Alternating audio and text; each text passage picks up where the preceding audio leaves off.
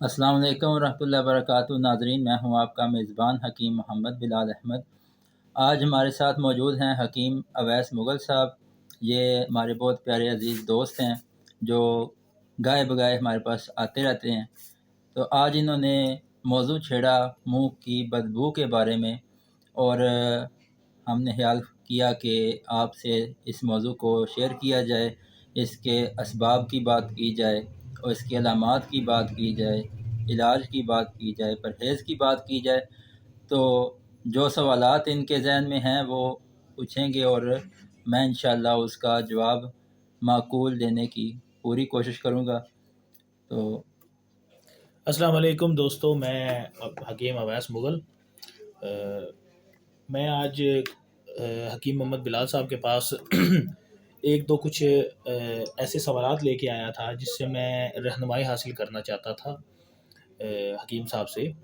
پہلا میرا سوال جو میرا ہے نا، وہ یہ ہے کہ منہ کی بدبو، اس کے بارے میں کہ یہ کیسے ہوتی ہے، اس کی کیا وجوہات ہیں، اور اس کی علامات کیا ہیں، اور بیسیکلی اس کے اسباب کون کون سے ہیں، اس کے بارے میں ہماری رہنمائی فرمائیں۔ اور پھر اس کا علاج، کہ اس کا علاج کیا ہے، اور سب سے جو مین چیز ہے کہ اس میں آیا پرہیز کرنا چاہیے تو کون کون سا کرنا چاہیے، پرہیز وغیرہ کے بارے میں بھی نا یہ ہمیں رہنمائی فرمایا۔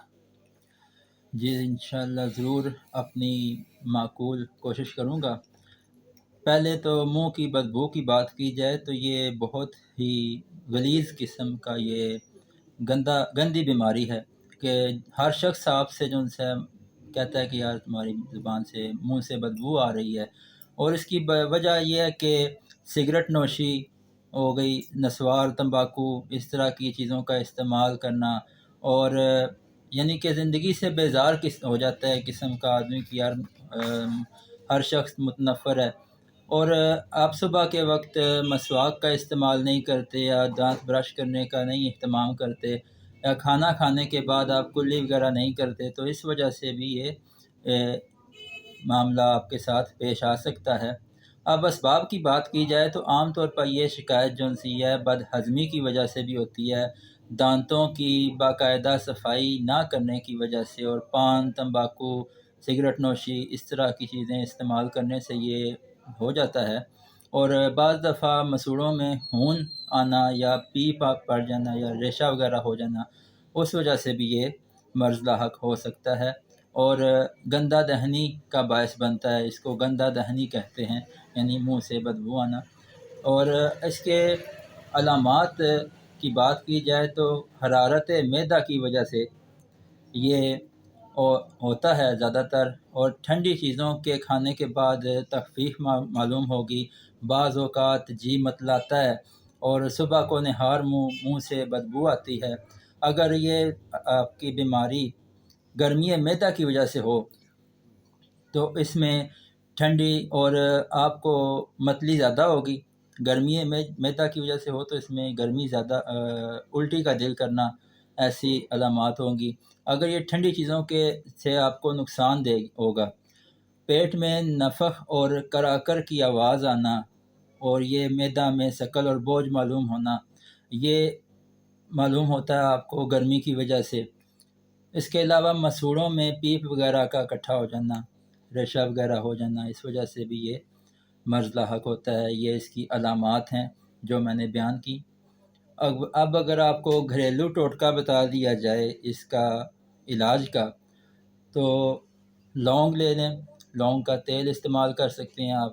اس کو آپ اچھے طریقے سے مسوڑوں پہ، دانتوں پہ مل لیں، اور اس کے بعد آپ برش وغیرہ کر لیں یا مسواک کر لیں تو وہ بھی اچھا ہے۔ اس کے علاوہ ایک اور ٹوٹکا یہ ہے کہ نیم کا تیل وہ استعمال کر لیں، اس کو دانتوں پہ اچھے طریقے سے مل کے، اور اس کے بعد آپ برش کر لیں اور کلی وغیرہ کر لیں، یا مسواک کا استعمال کر لیں۔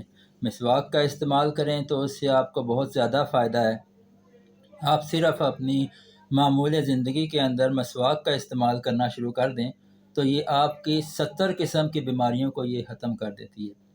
یہ ہمارے نبی کریم صلی اللہ علیہ وسلم کی سنت مبارکہ بھی ہے کہ اس مسواک کرنا، اور وضو سے پہلے مسواک کرنا، ہر وضو کے پہلے مسواک کرنا، اس سے آپ کی بہت ساری بیماریاں ختم ہوتی ہیں، اور اس کے علاوہ یہ آپ کی بصارت کو یہ بہت تیز کرتی ہے، اس کے علاوہ بصیرت کو بھی تیز کر دیتی ہے، اور آپ کے جملہ امراض معدہ ان کو بھی یہ اصلاح کرتی ہے۔ بہت ہی اس کے فائدے ہیں۔ بصارت بھی ہو اور بصیرت بھی ہو تو پھر تو سونے پہ سہاگا ہوتا ہے، کہ یہ دونوں ایک علیحدہ چیزیں ہیں، لیکن یہ ہے کہ اس کے بہت سارے افادیت ہے۔ اور علاج کی بات بھی ہو گئی، اب پرہیز کی بات کی جائے تو پرہیز کے اندر انڈا، مچھلی، لہسن، مسور کی دال، چقندر، کیلا، آلو، اروی، ماش کی دال ہو گئی، چنے کی دال، مولی وغیرہ، اس طرح کی چیزیں جو ان سے پرہیز کریں۔ اور غذا کے اندر آپ بکری کا شوربہ، چپاتی، بکری کے کباب، مونگ کی دال، میتھی کا ساگ، شلگم کی ترکاری اور بٹیر کا گوشت، اس طرح کی چیزیں استعمال کر سکتے ہیں۔ اور سل کے مریض جو ان سے ہوتے ہیں ان کے لیے، ان کو بھی یہ شکایت ہو جاتی ہے، ایسی حالت میں سب سے پہلے سل کا علاج کرنا چاہیے۔ اور کیونکہ سل جو سی ہے پھیپھڑوں کے زخم کی وجہ سے ہوتی ہے، پھیپھڑوں کے اندر زخم ہو جاتے ہیں، جس کی وجہ سے بھی بندے کو بعض دفعہ یہ بیماری لاحق ہو جاتی ہے۔ ٹھیک، بہت شکریہ حکیم صاحب آپ کی رہنمائی کا، اور اپنے ویورز کو میں یہ پیغام دینا چاہتا ہوں کہ آپ ہمارے چینل کو لائک کریں، سبسکرائب کریں، اور اپنے دوستوں میں بھی آگے یہ ایک صدقہ جاریہ سمجھ کے آگے شیئر بھی کریں۔ شکریہ۔